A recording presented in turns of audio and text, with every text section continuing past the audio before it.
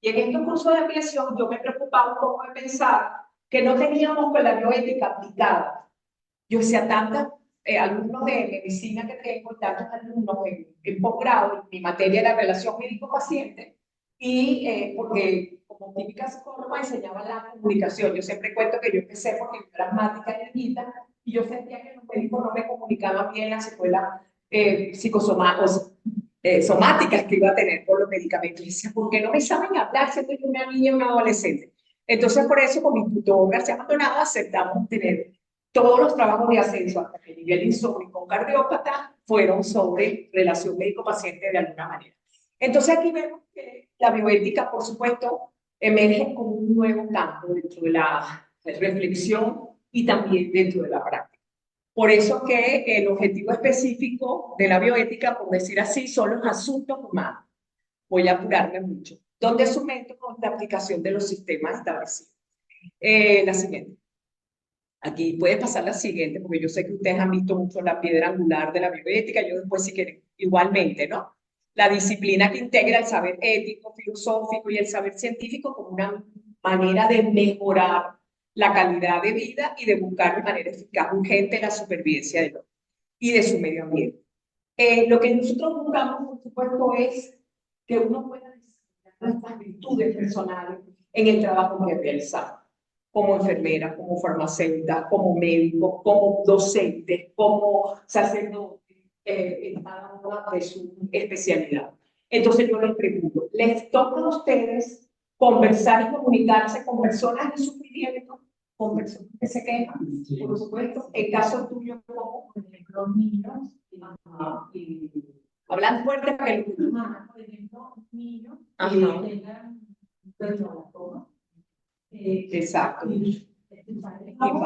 un exacto. Exacto. O sea que tal. Un niño que se quede ciego porque no fue atendido por la red. Muy bien. Exacto. O sea que no solo la comunicación, sino la comunicación de las malas noticias que por ustedes, en el caso de ustedes, comunicación. Que es súper difícil tener que decirlo porque ni aparece así.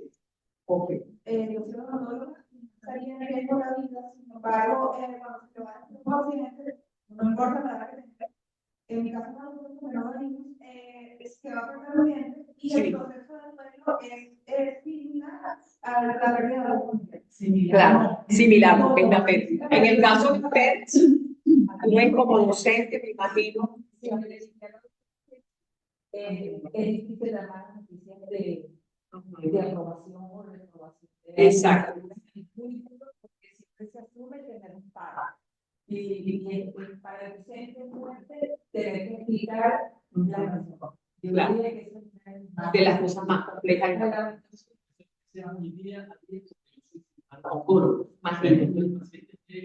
Con alguna duda de que me toca dar noticia de cáncer y cuál va a ser el tratamiento. Exacto. Y muchas veces también hay seguimiento que tiene una recaída después de tratado, es mucho más brutal. Tal cual. Entonces, les pregunto a todos, y anoten ahí 3 palabras, bueno, o en su cabeza. ¿Cuáles son las actitudes? Óigase bien, tú también, José, me vas a decir, ¿cuáles son las actitudes o las disposiciones que nosotros tenemos que sacar dentro de nosotros para poder expresar y sentir junto a estas personas que sufren nuestro dolor, nuestro sentimiento? ¿Cuáles serían esas actitudes? ¿Cómo? Ajá, que no dice lo que tú sabes. Empatía, empatía. Exacto. Muy bien. ¿Qué más? También me lo digan los del interior. Oigan bien, ¿cuáles serían las actitudes fundamentales que uno debe de tener y sentir desde el corazón para poder atender a quien sufre? Compasión. Escucha y Compasión. Compasión, muy bien. Que se llama con esta breve acompañamiento en el dolor. Muy bien. Digo, presencia. ¿Cuál otro? Presencia. Estar presente, exacto, y acompañarlo, inclusive mientras sufre, mientras le decimos lo que tenemos que conversar y después. ¿Cuál es otra actitud? Compromiso. Compromiso. Ajá. Compromiso. Posibilidades. Exacto. Alternativas. Muy bien. Pero generalmente yo siempre digo, tenemos que sentir primero para luego comunicar y ponernos, como bien tú dices, en la proactividad de buscar soluciones. ¿Qué otros sentimientos y disposiciones? Compromiso. Tiempo. Solidaridad. Yo diría que hay que tener tiempo. Compromiso también. Exactamente, ponerse en los zapatos, empatizar con el dolor ajeno. ¿Quién me dicen allá? Compromiso. Solidaridad. ¿Cuál? Compromiso. Solidaridad. Ajá, sinceridad, ¿ok? Compromiso, Solidaridad. aparentemente. ¿Ah? Solidaridad, fraternidad, honestidad también. Muy bien. Entonces la idea es que esos sentimientos y esas actitudes que estamos sintiendo, ¿cómo expresarlas con la palabra? ¿Cuáles son las frases que nosotros tenemos que decir? Inclusive, no solo las palabras verbales, sino también estos movimientos, cada circunstancia, voz tristes, cosas que también ayudan en el momento de la comunicación. Sigue pasando. Porque es importante también saber eso. ¿Cuáles son las bases éticas en nuestra relación con el que sufre? Y eso tiene que ver con la defensa de los aspectos que ustedes bien decían relativos al cuidado de la dignidad del que sufre, del cumplimiento de los derechos que él tiene, promoviendo, oigan bien, y eso es una de las cosas que ustedes se comprometen cuando se gradúan de bioeticista. Hay que comprometerse a darle a la persona que sufre esa orientación basada en valores y basada en principios para la toma de sus decisiones o la resolución de situaciones. O sea, yo siento que cuando ustedes terminan la maestría, inclusive se lo digo cuando terminaron el curso de ampliación, ahora nuestro mundo de ejercicio profesional es distinto, porque ahora sí sabemos cuáles son los valores, los principios que tenemos que defender, ayudar al otro, orientarlo. Puede ser que el otro no nos sepa decir ni siquiera qué es lo que nos quiere decir. Yo me acuerdo que en terapia intensiva, yo trabajé 10 años en cuidado intensivo. La doctora Yané era una de las adultas, ya ahora es adulta. Me decía, mi papá y yo hablamos el domingo de que él no quería morir enchufado.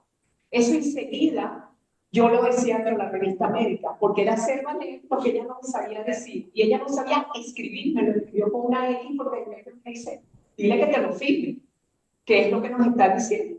Es un poco la no prolongación del proceso, pero eso lo vemos cuando estemos dando al final de la vida. La siguiente, pero es un compromiso que tenemos que tener. Y esto es una de las cosas más bellas que ustedes pueden investigar. La ética del cuidado. Esos son principios y conceptos que generalmente son de las enfermeras. Carlos Gilligan ha sacado muchas publicaciones sobre eso y se nos propone que los profesionales de la salud deben de tener el espacio y la autoridad para emitir juicios y definir acciones que el paciente y su familiar no saben plantear o que simplemente no puede ser ni especificado porque no saben lo que nos están preguntando ni anticipado. Pero uno básicamente inteligencia para descubrir eso que uno necesita para que por lo menos reciba esa orientación, esas alternativas, esos estudios o se remita a bioeticistas que puedan trabajar sobre ello. Así que el otro siempre está sufriendo, sobre todo si trabajamos con pacientes, con alumnos, y que generalmente nos pide ayuda. Y en ese pedirnos ayuda, nosotros siempre tenemos que estar dispuestos con esas actitudes que hablamos para poder brindarles toda la ayuda, todo el interés por hacerlo, y es nuestro deber hacerlo por otra parte. Entonces, originalmente nuestra relación, generalmente lo dice mucho Isis en sus clases de historia, el médico era muy paternalista. Pero hoy por hoy nosotros tenemos que buscar el médico y el profesional de salud que sea autonomista, de alguna manera orientar, ayudar un poco que el equipo de salud tenga la posibilidad de que siempre respete los derechos del otro y de alguna manera debe expresar lo que él piensa, lo que él siente y la utilización, por supuesto, del consentimiento informado en todo caso. Los oncólogos aquí han hecho sus tesis todas sobre consentimiento informado y la importancia que tiene eso. Muy bien, generalmente, bueno, ¿qué es lo que podemos sentir? Comprender lo que significa esta receta y eso es importante. La siguiente. No voy a hablar de lo que significa la enfermedad, yo después les puedo mandar los invasores del alma, vamos a seguir. Entonces, generalmente lo que sí tenemos que entender es que aunque sea una gripe en estos días, hasta las cosas más terribles, como ustedes mencionaron. Por supuesto, la persona le apareció repentinamente, le apareció urgente, se llena de ansiedad, se llena de miedo, tiene angustia a la muerte, angustia a la discapacidad, no sabe manejar la situación. Hoy por hoy en Venezuela, además, la angustia del costo de a qué dónde voy, a qué hospital público privado, a quién llamo, mejor no digo nada, y cuántas personas no se han muerto desde el COVID para acá, porque no pueden ir ni a tocar un hospital, ni siquiera público, porque hasta ahí les cobran, y eso causa un impacto inmenso en la familia y hasta en la sociedad y en la comunidad donde ellos se desenvuelven. Eso lo tenemos que tener claro, que vivimos en un país en crisis, con emergencia humanitaria compleja, que ni José Gregorio en ese momento hubiera en este momento pudiera ser una cosa. Así vamos a pasar los sentimientos y vamos a eso, siempre pensar en la preocupación por el otro, en el derecho que el otro tiene y pensar inclusive que le estamos dando mucho crecimiento. O sea, la ética de la responsabilidad también viene siendo lo más importante que un profesional de ayuda y de salud podemos ejercer. Yo siempre llamo que nosotros todos somos ayudadores, desde el padre de familia, el maestro, el educador, el sacerdote, la religiosa, pero también todos los profesionales que nos desenvolvemos en la docencia o en la salud. Si somos profesionales de ayuda, pues tenemos que actuar como tal. Muy bien. Aquí decíamos mucho, el doctor Augusto León llamábamos Garicis, que fue nuestro fundador de Senado, nos decía siempre, las cualidades del profesional de la salud son las destrezas técnicas y científicas. También la sólida formación moral y el nivel, ¿verdad? Que de alguna manera eso nos ayuda. Si nosotros tenemos esa madurez emocional, esa capacidad de empatizar, nosotros ya tenemos muchas herramientas para ayudar a eso. Eso ya viene junto. Pues. Muy bien. Sigue la siguiente, porque no tengo la siguiente. Ok, ¿qué es lo que pretendo un poquito como compartir con ustedes? Es que cada vez que hablamos con el que sufre, nosotros tenemos que tener un diálogo tranquilizador, que sea empático y que nosotros sanemos a través de la palabra. A veces uno no tiene, y sobre todo en este momento, prácticamente soluciones psicosociales para poder resolverlo. Ni el médico, ni la enfermera, ni nosotros los psicólogos, ni los docentes. No podemos porque el mundo venezolano está muy difícil. Pero sí se tiene que convencer que si la persona habla, ya le estamos quitando el miedo, ya estamos permitiendo la catarsis que Ana Freud nos decía, el miedo, el remover ese dolor y a la vez le infundimos nuestra alegría si es suficiente y aumentar esa compasión. Ya el escuchar es suficiente. Yo siempre pongo como ejemplo que hace años los sacerdotes nos daban consejos, pero de hace unos 20 o 30 años por acá, ya no nos dan consejos, sino que comparten con nosotros, se compadecen y te dicen, ¿y tú qué piensas hacer? ¿Y tú qué crees que puedas hacer? ¿Y cómo ves tú las cosas en ese compartir proactivo de búsqueda de soluciones más que seguir los consejos que te puedan dar?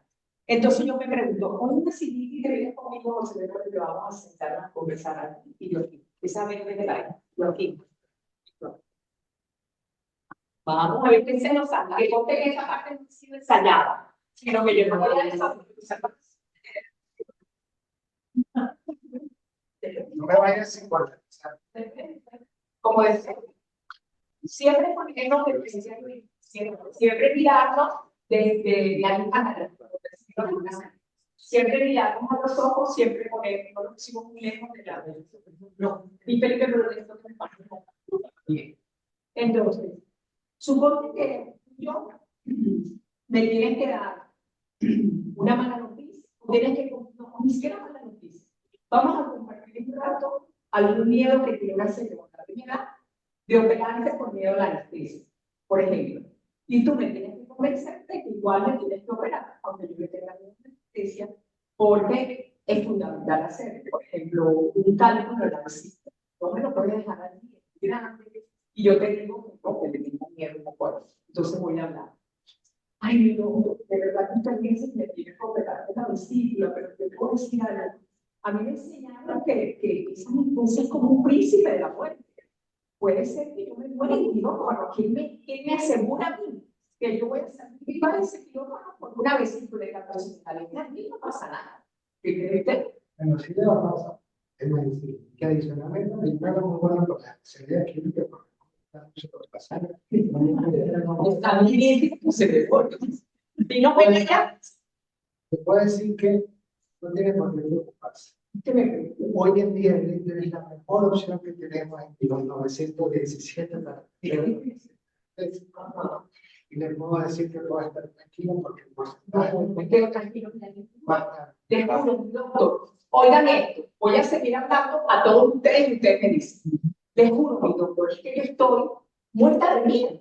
Entonces yo tengo una semana que yo no duermo, nada más que pensando en esa operación y esa anestesia. ¿Qué creen ustedes que puedo hacer? También lo que quiera cada uno.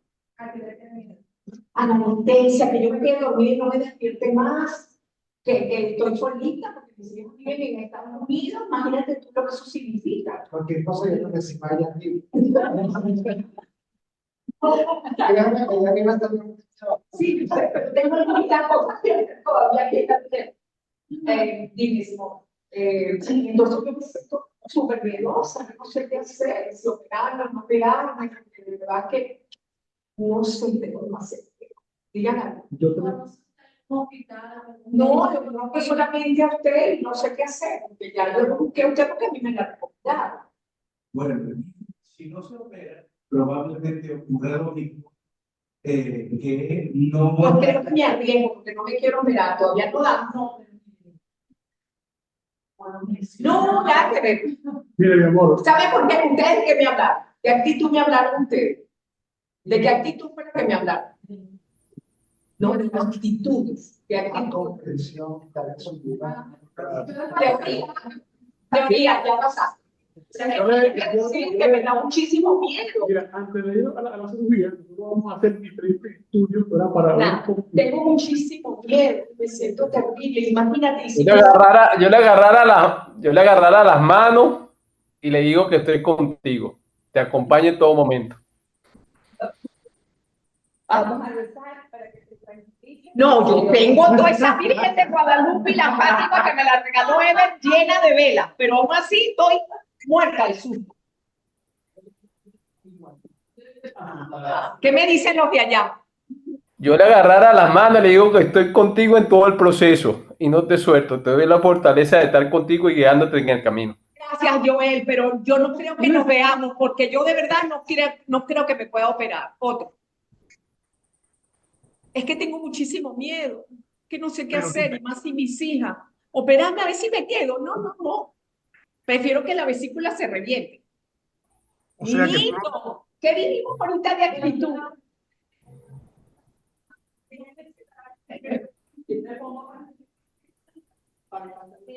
Tengo miedo de que la anestesia que a mí mismo se me pueda pasar algo. Bueno, yo le digo a la mamá, a ver, honestamente, sí, todos tengo miedo de por llevar al hijo a mi papá. Pero hacemos Dímelo actual. Dímelo por mí. Yo soy si tú me dices eso de mí, te voy a evitar.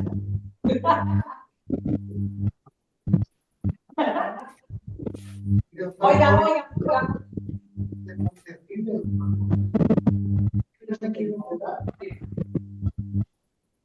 Es mucha Es bastante decente, por eso. de cierto Ya modo, he dormido más. para nada, Y además,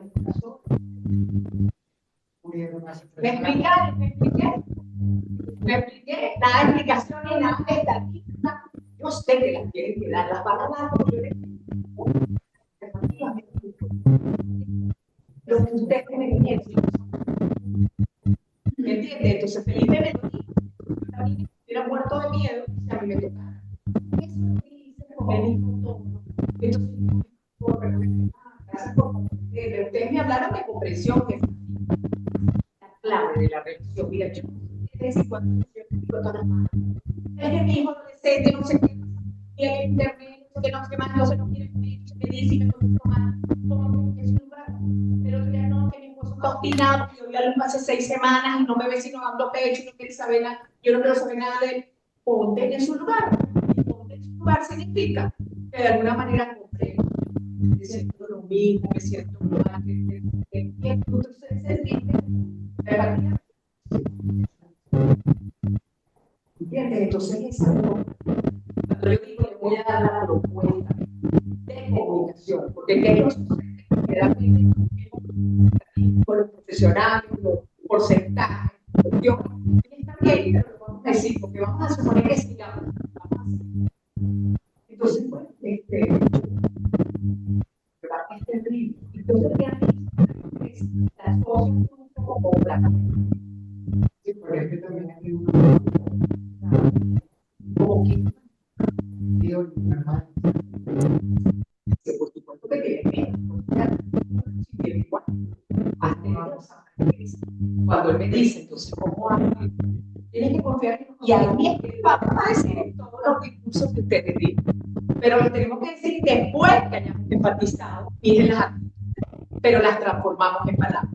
Vamos a aprovechar esa lista que tenemos de actitudes y le ponemos que digan que están enfatizados conmigo. Vamos a poner esa misma serie. ¿Qué frase diríamos nosotros que acompañan la palabra comprensión? La palabra comprensión siempre tiene que venir con un comienzo que dice: yo comprendo. Exacto, muy bien. La atención.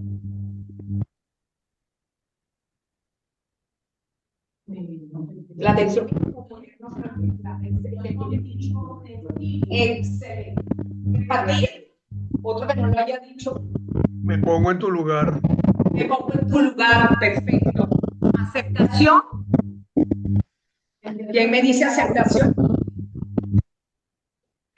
Acepto tu miedo, respeto tu No agregué nunca un pero tú tienes. Reconocimiento de la posición del otro. Sí. Confianza o seguridad y de profesionales que ayudan. Acá para Exacto. Y un poco lo que me dijo Joel, yo voy a estar con no te preocupes, yo te voy a acompañar, pero también tú estás en las mejores manos. Tú puedes confiar en mí. Para mí es algo sencillo, pero te voy a explicar. A ver si y me dijo el doctor, ¿quieres que llame a tus hijas? Y le explique. No hay problema, yo sí la puedo. Entonces, lo que te quiero decir, pero es un proceso muy bonito porque le daría, por ejemplo, que dice aquí, motivación o interés. Bueno, demostrarles a la motivación e interés, ¿cuál sería? ¿Cómo me lo dicen? Información y evidencia. Información adecuada y evidencia. No, dime la frase, la frase. Motivación o interés. Y si no sale bien, tienes que estar vigilando. Motivación o interés. Exactamente, estoy muy pendiente.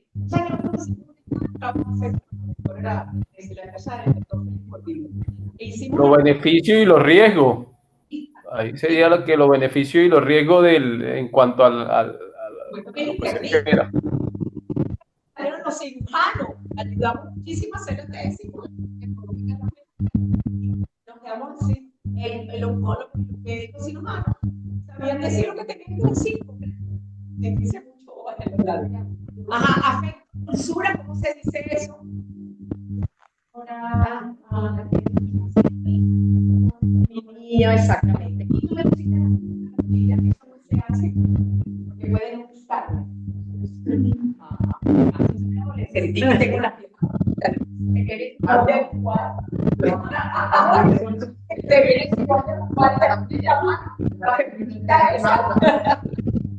Ajá. Bueno, y la confidencialidad. Que Hipócrates lo decía, ¿cómo digo yo la confidencialidad? ¿Cómo lo digo? Por lo que Yo le agregaría el componente. Aquí está, esa capacidad de percibir el mundo interior del otro, que a veces puede ella tener otros mensajes ocultos, pero igual. La compasión, acompañamiento en esa desolación y aprecio activo. A mí, por ejemplo, me manda un paciente, profe, le voy a mandar a mi mamá que está en duelo, al consultorio, supongo. Ella va a llegar a la mañana y se llama Orfil. Juana, yo la recibo sin saber su tamaño, su sexo, nada. Yo le digo, hola, ¿cómo estás? 102 pesos. Pasa por ti. Pero yo digo, 102 pesos, se la están mandando para lo primero que tengo que darle, 10 pesos. Eso es acompañamiento de la resolución, eso es aprecio, eso es sensibilidad. Y a partir de ahí ella ya se siente, como que llegué a alguien que puede llorar, todo lo que ella quiera, pero ya yo le tengo esa bueno, un ejemplo. Siguiente. Ok, la comunicación de las ay, Dios mío, eso es todavía más difícil. ¿En qué nos tenemos que basar para dar malas noticias? En su experiencia. ¿En qué tenemos que basarnos para dar las malas noticias, mi amor? Hay unos elementos orientadores para dar malas noticias en este caso. Exactamente, ahí está. Habría que conocer el estado emocional del paciente y el entorno. Ajá. ¿Cuál es la parte del cuerpo que está afectada y qué importancia tiene para esta persona que está padeciendo la enfermedad? No es lo mismo darle una mala noticia. La edad del paciente es importante también. No es lo mismo comunicar a una persona de 5 años una enfermedad terminal que a un joven de 25. Exactamente, que es distinto. Pero ¿qué frase podemos utilizar? En general, ¿cuáles serían las técnicas que tenemos que utilizar para dar malas noticias? Conocer el contexto básico. Repetir, ¿cómo? ¿Conocer? Conocer todo lo del paciente y tener la información fidedigna para no equivocarnos y llevarnos a improvisar cosas. Sigue pasando para entonces para bueno, lo que decía. Sigue. Ajá, entonces uno siempre se pregunta cómo le digo el mal diagnóstico, cómo hago para decirse, qué guarden citas, espacio, inclusive decirle a la secretaria, si es que tiene secretaria en hospitales o clínicas, no me hagan. Tener el tiempo para y saber manejar luego la parte emocional del que recibe la mano. Sí.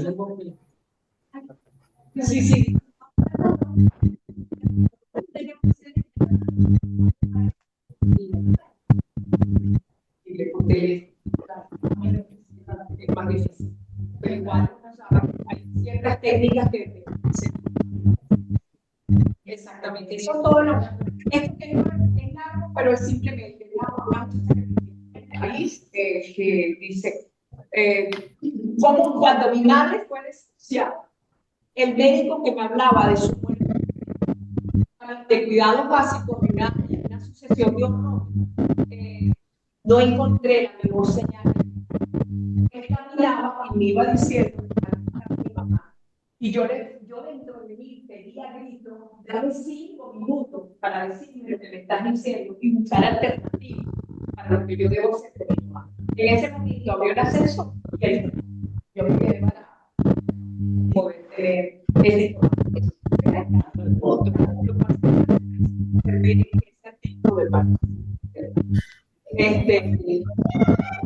qué es tan difícil dar malas noticias? Bueno, lo dice, porque a veces no tenemos la seguridad, porque el profesional de la salud está más seguro del ambiente científico, de las estadísticas y de lo técnico, porque le cuesta reconocer que es difícil, que tiene miedo, pues decir, que si llora y si dice, es súper difícil. A veces no sabemos bien la salud mental del otro, puede ser que yo quiera conocerlo y ese miedo a manejarse. Mira qué bonito esa imagen de eso. Ajá, entonces las malas noticias, aquellas que modifican negativamente la idea de que el enfermo se hace seguro, y es la fuerza de impacto que puede causar entre la disparidad entre las esperanzas y el individuo con una realidad médica completamente.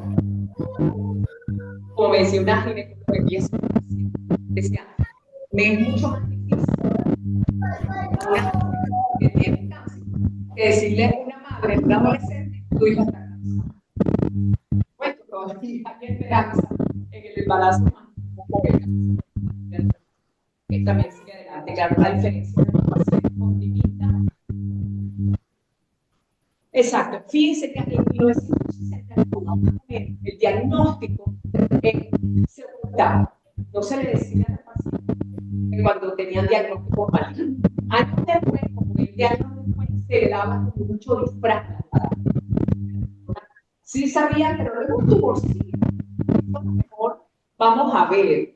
Luego, en el 90 ya la verdad se elevó, decir la verdad, se elevó un 73% y en años recientes se considera que el 1% quiere saber la verdad para juzgar qué es lo que debe hacer. La alternativa, y más en Venezuela.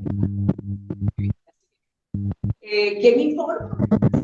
No solo informa al cirujano, sino que a veces informa el médico tratante, que no tiene tanta noción de tener en consulta ambulatoria. Nosotros una vez dimos el banco de sangre, que ellas nos decían que a veces a ellos les tocaba dar información, que la persona abría sus resultados allí, a veces por teléfono y a veces en la sala de congreso.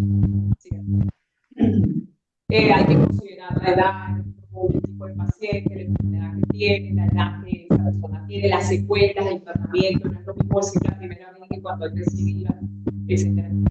Es más difícil la situación social, cultural. Pero fíjense que Augusto Negro siempre decía, las actitudes de los médicos, decía yo, porque yo transformo de profesionales de la salud, cambiarán cuando descubran el enorme potencial que tienen los médicos y sus familiares para saber aceptar la situación diferencial, si han sido atendidos con honestidad, con competencia, con de verdad apoyo emocional y se les ha dedicado todo el tiempo, sin límites de tiempo, para aplicarles convenientemente lo que dan. ¿Tú quieres decir algo de eso? Sí. Yo creo que es importante eso de realmente uno se va a una darse cuenta que no hay situación. Entonces, de otro lado, hay que entender cómo. Exactamente.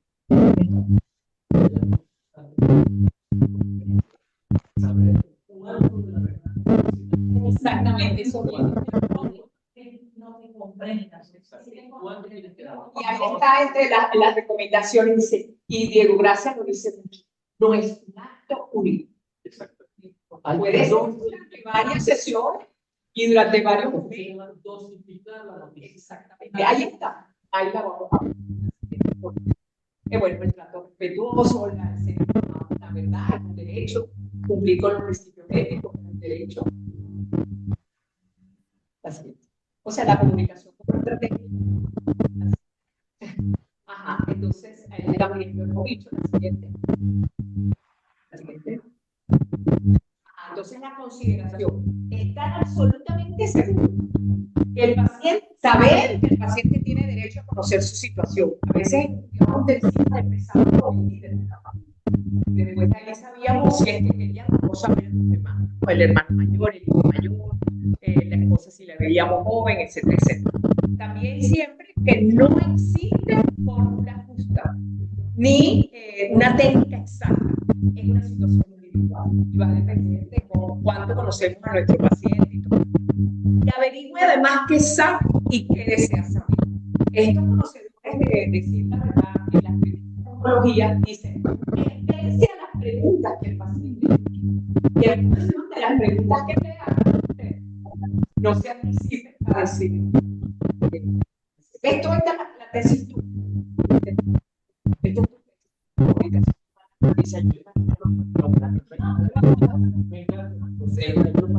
Claro. Bonita cuando uno tiene 1 hora y media para o ser efectiva capacidad de escuchar. Entonces hay que prepararse. O sea, vamos a tomar un café, una agüita, vamos a sentarnos, vamos a apagar el celular, vamos a respirar, vamos a dar 3 a 5 minutos, respiramos lento y profundo. Decimos, me siento, conversar con esta persona sobre lo que me va a decir. Y siempre, la palabra mundial, reconocida por la Organización de Trasplantes de Órganos, que es la que gana todos los años el rating de mayor donación. Ustedes la van a ver en serio. Miles de veces yo me que la están diciendo. La palabra lamentablemente. Lo siento mucho. A veces tú ves que el novio peleando con el novio en las series americanas que llega sorry. Entonces ella hace me dijo sorry. Las cosas, pero que te pida 1000 veces perdón, porque lo que te hizo fue suficiente. Pero el sorry, lo lamento, lo siento mucho.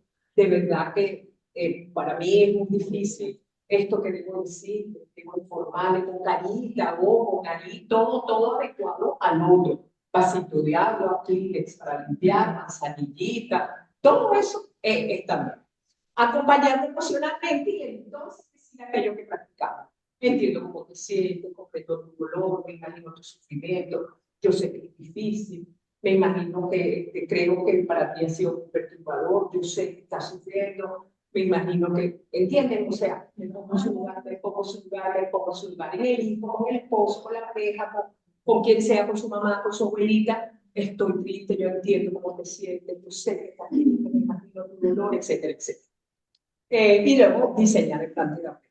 Entonces, utilizar un lenguaje sencillo, eso acorde al nivel intelectual, eso todos lo sabemos, y a veces empezar, como usted sabe, los exámenes que me pedí la semana pasada, o ya me llegaron los resultados. Lamentablemente, tal y tal cosa. ¿Ok? Pero siempre dando tiempo, preámbulo para la entrevista. Y como bien dice ahí en rojo, no es un acto único. ¿Ok? Dejar pausas para fluir la emoción. Se lo dicen, esperan, lloran, viene Víctor, pero dígame más. Y en un momento determinado tú dices, bueno, no se preocupe, vamos a esperar este otro examen y nos vemos el martes y volvemos a conversar. Quizás va a pasar el fin de semana terrible, pero de alguna manera no es un acto para bajar. Las cosas no están perdidas y todo se perdió. Exacto. Ahí es la esperanzadora. Muy bien. Dice Diego, gracias, la información abierta debe ir acompañada de un apoyo emocional, de decir la verdad, es un proceso que no depende solo del médico o del paciente, es la propia marcha del diálogo entre ambos cuando se puede afirmar que la comunicación es buena. El doctor García Maldonado, que me acompaña en la clase de relación médico-paciente, yo digo que era un médico, decía que esto era como una danza, que cuando uno le coge el paso al vals, uno tiene que ir como que bailando como el otro, cómo se te presenta el otro en esa danza. Utilizar siempre, eso ya lo dije. Así que yo la recuerdo. La siguiente. Entonces, ¿qué hay que cuidar? Este es baile oncologista y yo creo que con eso terminamos. El entorno, el espacio, el lugar, la atmósfera, la privacidad. Segundo, previo al encuentro, preparar, vernos qué es lo que hemos pedido. Y la invitación es, ¿qué quiere decir, doctor? ¿Es lo distinto? Ay, doctor, yo estoy en sus manos. Aquí se reconoció y en latinoamericanos se reconocen, en España dicen inclusive que es así, los americanos también, nosotros los latinoamericanos somos, yo pongo todo en sus manos. No me explique nada. ¿Quiere que llame a su hija? No, déjeme tranquila que yo vengo, yo confío en usted. Eso es muy, muy latino. Y a veces dicen, pero tengo que decirle algo. Ok. Comunicación, evitar a veces la fraqueza y ese exceso de optimismo. Todo saldrá bien, ¿no? Porque puede ser que tengamos bien la realidad, que no necesariamente. Sí, es la falsa expectativa. Y la empatía, entiendo lo que le estoy diciendo, sé que es difícil, y luego, lo que decía Alexandre, exploración de alternativas. Yo lo llamaba proactividad en el sentido de vamos a resumir, entendimos esto, te ha quedado tal cosa, vamos entre los dos a diseñar un plan a seguir. Y yo te voy diciendo, y yo te voy acompañando, tal como tú puedes. Yo creo que lo dejo hasta aquí en aras del tiempo. Miren la seguridad. Bueno, y dice, gradúe la información negativa de mensajes cortos con lenguaje claro, sea asequible, disponible y sincero, congruente también con el equipo de salud, tiene que todo el mundo saber lo mismo. Cuando el médico le daba la información que el paciente cuidaba de 50, ¿verdad?